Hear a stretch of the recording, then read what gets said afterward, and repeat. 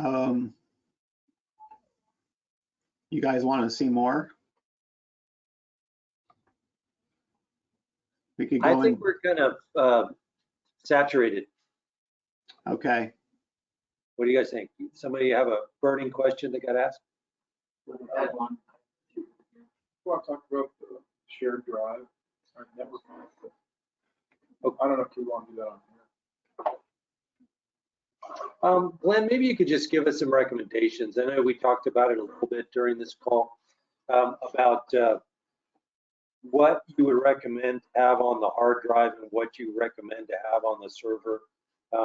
You know, historically, the guys are used to one person kind of controlled the GIS, and he had everything on the server. And this is just my understanding of it, but because he'd do a lot of OWL work and other types of GIS, and he wanted access to everybody's latest and greatest settings or layer settings or updates and edits to their THP work. So they kept as much as they could on the server, which kept kind of an active backup as well.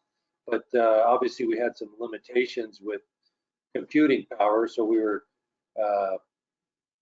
scary slow. Now I think we've improved some of that power, but we could also bog it down here perhaps too much. So where do you find that balance? You talked about recommending some aspects being on the hard drive and then putting them on a server, maybe some practices that you recommend. Yeah, so I would say for the district forester position, you most likely want to keep your THP geos on your hard drive. You probably want to have the contours on your hard drive, and you probably want to pick your favorite year of ortho imagery and keep them on your hard drive. And you can change under configure program where the program finds imagery. So if you're at the office and you're going to be working there doing stuff for a while, then you could point to the Z drive, the server that has all the years of imagery or whatever, and load them on there. Having your contours on your local machine, they're just going to load faster.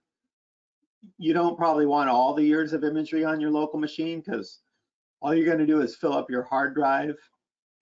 And if you're only using the 2020 orthos or the 2018 orthos, and that's what you use 95% of the time, there's not a lot of value in having those other years worth of orthos on your machine, because you may run out of hard disk space.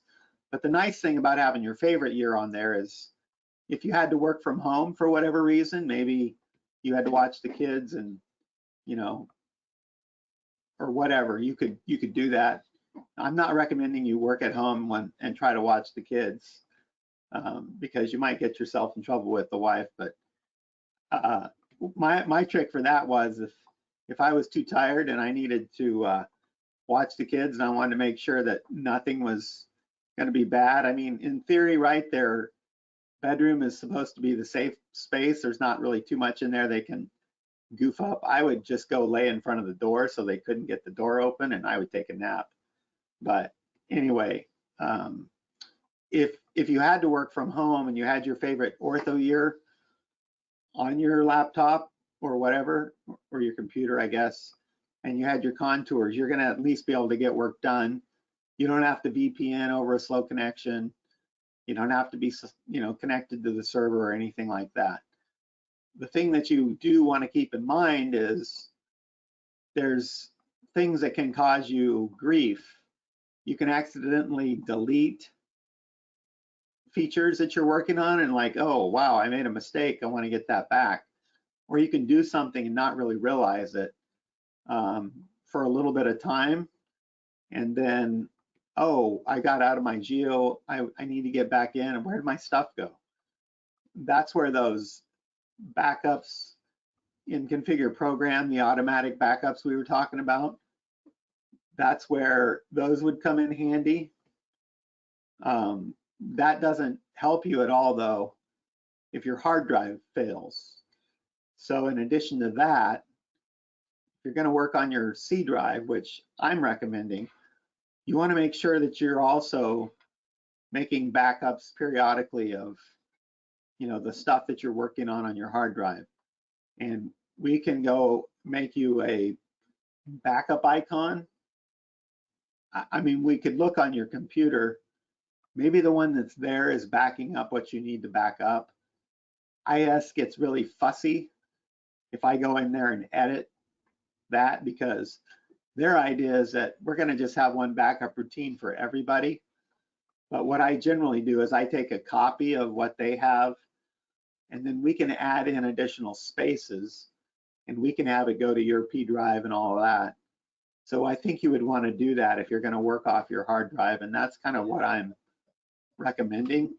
If you have a community geo, then that's probably you would want that to live on the server, and it is backed up, but there's probably going to be limitations on how many people can access that geo at one time.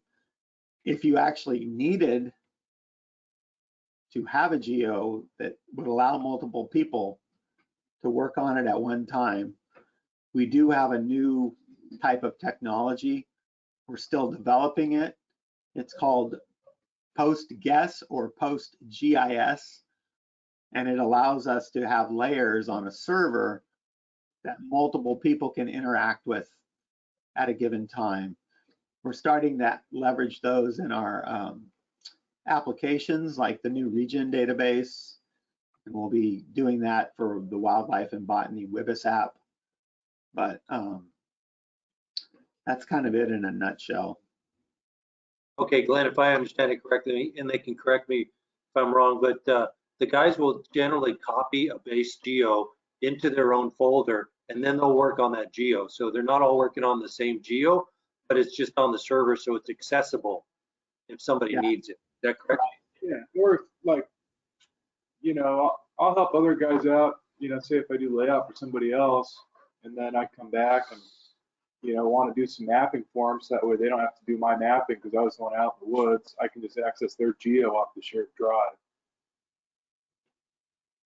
Yeah. And vice versa. That's fine. Yeah, you know, as long as you realize the limitations of it, you're protecting yourself from hardware failure on your machine because it's on the server and it's being backed up.